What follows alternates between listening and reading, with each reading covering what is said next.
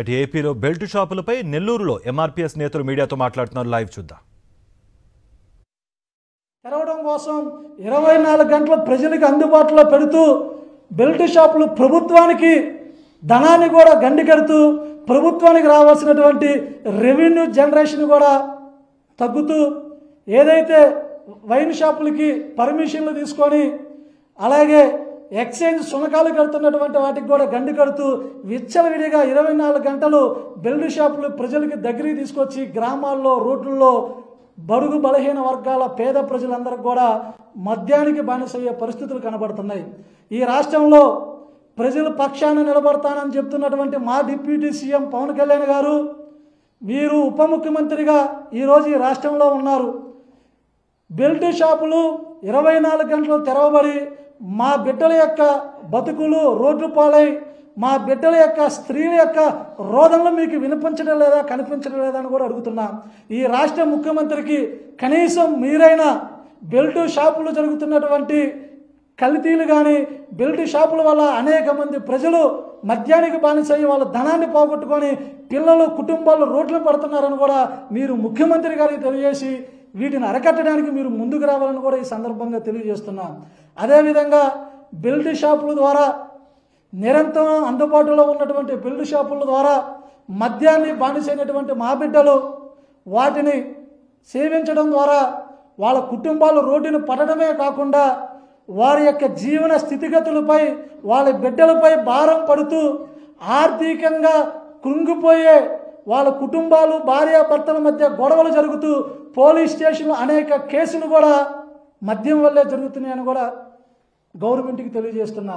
అదేవిధంగా అక్రమ మద్యం బెల్ట్ షాపుల్ని అరకట్టడం కోసం పేద ప్రజలు యొక్క జీవితాలకు వెలుగు నింపడం కోసం వాళ్ళ యొక్క ఆరోగ్యాన్ని దృష్టిలో పెట్టుకొని బెల్ట్ షాపుల వల్ల కనీసం 20 నుంచి 30% వరకు వాళ్ళ నెలసరి ఆదాయంలో మద్యాన్ని ఖర్చు పెడుతూ వాళ్ళ ఆరోగ్యాలు క్షీణిస్తూ లివర్ దగ్గర నుంచి కిడ్నీలు కూడా పాడైపోయి వాళ్ళ కుటుంబాలు రోడ్డును పెడుతూ రోడ్డు ప్రమాదాల్లో కూడా 40% మందికి పైగా ప్రాణాలు కోల్పోయి వాళ్ళ కుటుంబాలు రోడ్లు పడుతున్నాయి.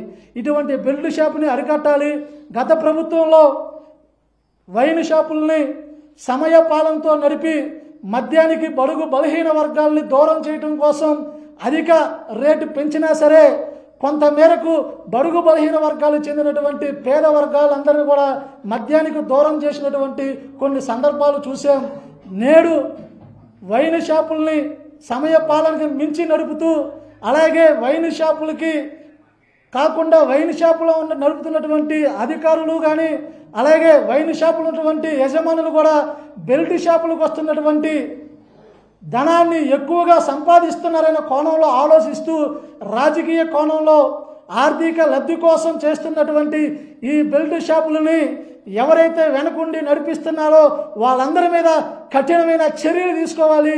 బెల్ట్ షాపుని అరికట్టడంలో ప్రభుత్వం చట్టం ఏ విధంగా అయితే అమలు చేయాలో ఆ విధానాన్ని అమలు చేయనటువంటి అధికారులను కూడా సస్పెండ్ చేసి వాళ్ళ మీద చర్యలు తీసుకోవాలని కూడా ప్రభుత్వాన్ని డిమాండ్ చేస్తున్నాం.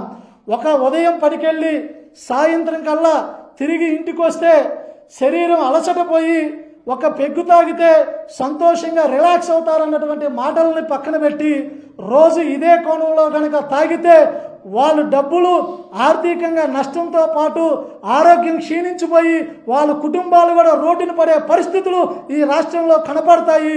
తప్పకుండా బెల్ట్ షాపుల్ని అరికట్టడానికి ప్రత్యేక చర్యలు తీసుకోవాలి.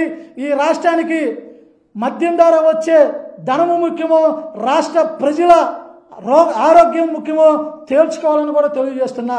అదేవిధంగా బెల్ట్ షాపుల ద్వారా మద్యం విక్రయిస్తున్నటువంటి వ్యక్తులు మమ్మల్ని ఎవరు ఏమి చేయలేరు, మేము అంతా కూడా ఒక పెద్ద బలంతో నడుపుతూ ఉన్నామనే ఆలోచనతో ఉన్నటువంటి బెల్ట్ షాపుల మీద కఠినమైనటువంటి చర్యలు తీసుకుంటే పిల్లల భవిష్యత్తు కోసం బడుగు బలహీన వర్గాల పేద వర్గాల ప్రజల యొక్క జీవితాలకు వెలుగు నింపి వాళ్ళ కుటుంబాలు ఆర్థికంగా ముందుకు వెళ్లాలనే క్రమంలో భాగంగా బెల్ట్ షాప్ని అరికట్టాలి. లేని పక్షంలో జాతీయ స్థాయిలో బెల్ట్ షాపులని రద్దు చేసే విధంగా మరో పోరాటానికి ఆంధ్రప్రదేశ్ మాదిగ రిజర్వేషన్ పోరాట సమితి ద్వారా పోరాటం చేస్తామని కూడా తెలియజేస్తూ మీ ముందుకి ప్రజలకు తెలిసే విధంగా ఈ రాష్ట్ర ప్రభుత్వానికి కూడా కనువిప్పి కలిగే విధంగా ప్రభుత్వాన్ని మోసం చేస్తూ అధికారులను మోసం చేస్తూ బెల్ట్ షాపులు నడిపిస్తున్నటువంటి కొన్ని విజువల్స్ని వీడియో రూపంలో ఈరోజు మీడియా ద్వారా ఈ ప్రజలకి ప్రభుత్వాలకి తెలియజేసుకుందాం అనుకుంటున్నాను.